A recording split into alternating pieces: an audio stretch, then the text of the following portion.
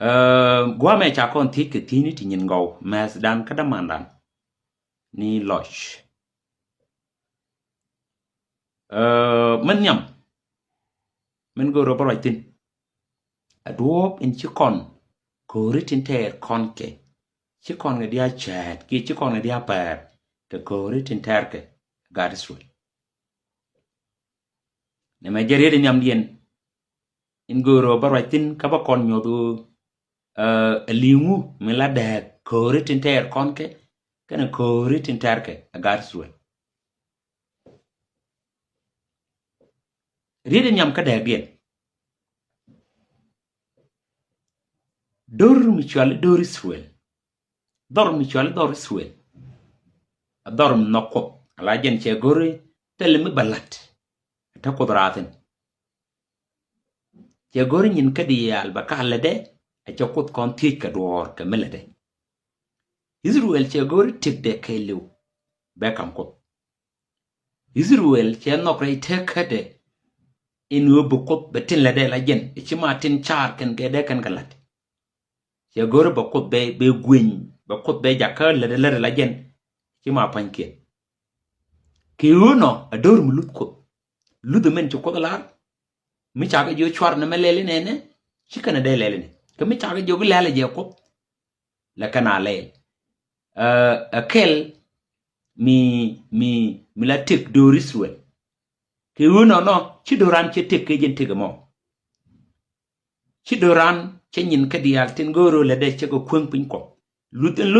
Israel ko nyal ke je ci doran ko ne lut ke je Israel ray tekade den che gore bakut be mat ke kusbal mitig ma goro le ke lew tangi kan je wo kap ke ne kor tel kor mala kap ke ba kus dang raw ba kala miam ngat ka bal ka ngat ka komnyal tel je ka doris wel mi joje no kaj karar ram le kana kun niam dien a komnyal la komnyal bi ko komnyal bi kana kun niam dien bi ko komnyal bi kana kun re ka tindiale bi kan galat ngwamo den bikin victory bikin kule gay tele juch mi jekane e chika bal mat kel kana ko ki uno no millet Israel no te do Israel ka da kana doran ko doran che chung ka ko la komnya karwade den a tanki ne ngat kan komnyal ka tanki ngat kan bal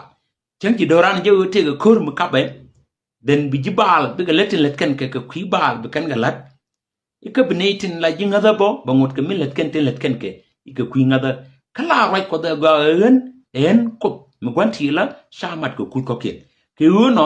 chi chuong de kon milet kon de kon ya chat ke milet ke gar Israel chan men no gar Israel kon no gar Israel no kan ko gar Israel lut kan ko gar Israel let ken yal let ken ke pin buma ko ke uno chan ko nok chan let kon bo chan ke jakka let kon pin buma ko and we will gain the victory.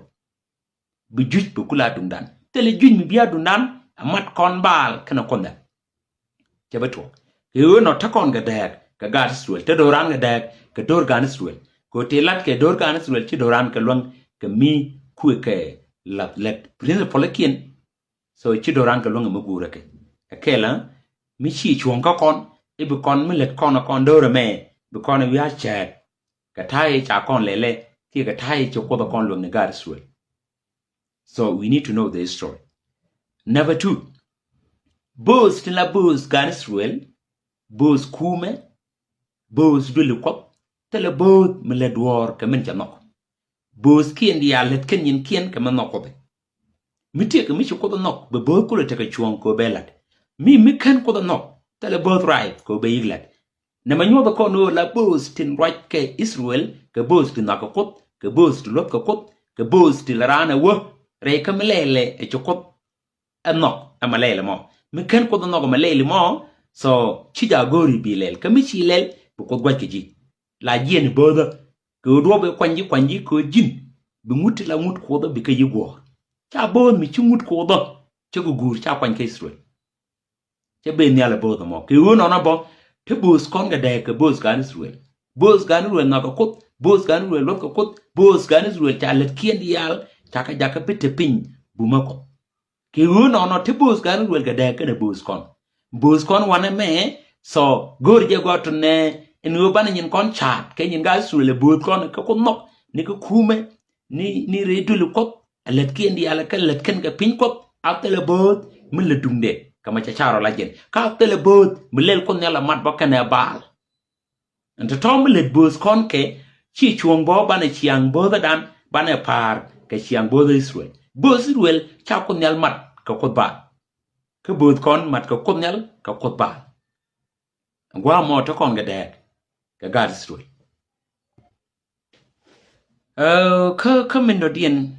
ka min cha